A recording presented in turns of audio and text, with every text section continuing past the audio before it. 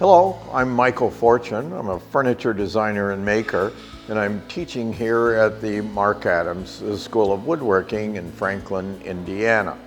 Now, in the showcase behind me, there's a small, kind of simple three-legged table.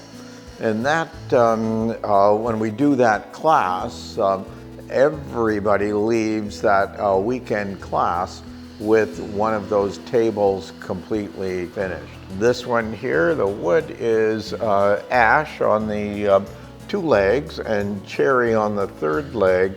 The top is has a live edge portion of the circular tabletop. Even a small table like this has a number of techniques that the students are instructed in during that weekend class.